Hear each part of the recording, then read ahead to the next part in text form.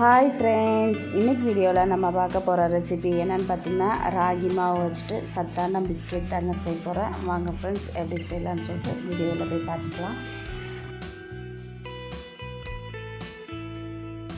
First இந்த recipe செய்யறதுக்கு ஒரு பாத்திரத்தில் அரை கப் அளவுக்கு நெய் எடுத்துருக்குறாங்க. இப்போ நெய் சேர்த்துக்கலாம். கூடவே 3/4 கப் அளவுக்கு நாட்டு சர்க்கரை எடுத்துருக்குறாங்க. அதையும் நல்லா சேர்த்துக்கலாம்.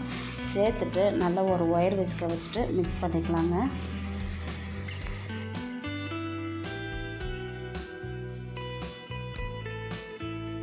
இப்போ ஒரு 5 மினிட்ஸ் போல் நல்லா மிக்ஸ் பண்ணிக்கலாங்க. மிக்ஸ் பண்ணும்போது இந்த மாதிரி நம்மளுக்கு ரெடி ஆகிடும். இப்போ பாருங்கள், ஒரு 5 நிமிஷத்துக்கு போல் நல்லா மிக்ஸ் பண்ணி வச்சுட்டேன். இப்போ ஒரு ஜல்லடை வச்சுக்கலாம். அதில் 3/4 கப் அளவுக்கு ராகி மாவு எடுத்துருக்குறாங்க, அதை சேர்த்துக்கலாம். கூடவே 3/4 கப் அளவுக்கு கோதுமை மாவு எடுத்துருக்குறாங்க, அதையும் சேர்த்துக்கலாம். சேர்த்துட்டு கொக்கோ பவுடர் 2 ஸ்பூன் அளவுக்கு எடுத்துக்கிறாங்க, அதையும் சேர்த்துக்கலாம். கொஞ்சமாக உப்பு சேர்த்துக்கிறாங்க டேஸ்ட்டுக்காக. இப்போ அதை நல்லா சலிச்சிக்கலாங்க.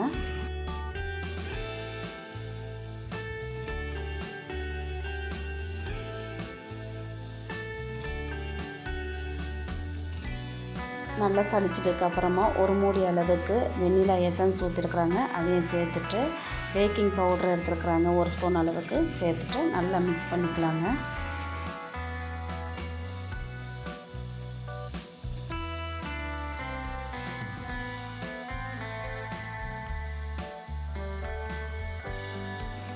இப்போ நல்லா பிணைஞ்சதுக்கப்புறமா நம்ம பிடிச்ச புடி வரணுங்க. இந்த மாதிரி வந்துச்சுன்னா கரெக்டாக இருக்குது. இப்போ இதை உடச்சி விட்டுட்டு நல்லா மிக்ஸ் பண்ணி வச்சுக்கலாங்க. இப்போ இது சப்பாத்தி மாவு அளவுக்கு நம்ம பிசைஞ்சிக்கலாம். நான் கொஞ்சம் கொஞ்சமாக பால் சேர்த்துட்டு நல்லா கை வச்சு பிணைஞ்சிக்கிறாங்க.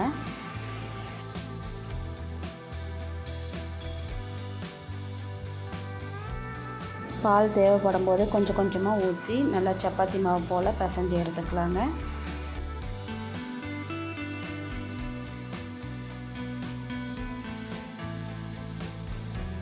இப்போ பாருங்கள், மாவு நல்லா பிணைஞ்சி ரெடி பண்ணி எடுத்து வச்சாச்சு. இப்போ இதிலேருந்து சின்ன சின்ன உருண்டையை நம்ம உருட்டிக்கலாங்க.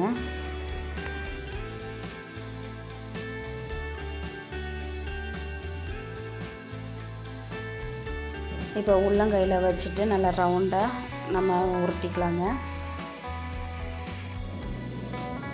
இந்த மாதிரி கை வச்சு நல்லா அழுத்தம் கொடுத்துக்கலாங்க. இது கூட நீங்கள் நட்ஸு சேர்க்கனாலும் நட்ஸு சேர்த்துக்கலாம். இல்லைன்னா சும்மா சாதாரணமாக டிசைன் போடணுனாலும் இந்த மாதிரி கத்தியை வச்சுட்டு 4 பக்கமாக கோடு போட்டுட்டு நம்ம ரெடி பண்ணி எடுத்து வச்சுக்கலாங்க. இதே மாதிரி இருக்கிற மாவுலையும் நம்ம ரெடி பண்ணி எடுத்து வச்சுக்கலாங்க.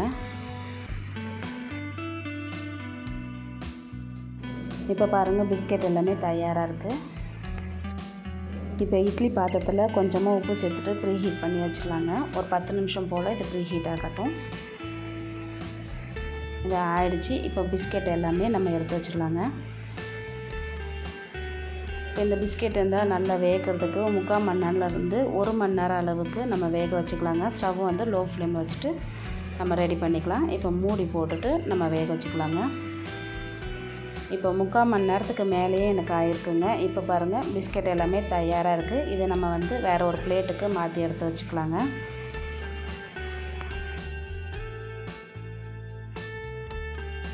அவ்வளோதாங்க.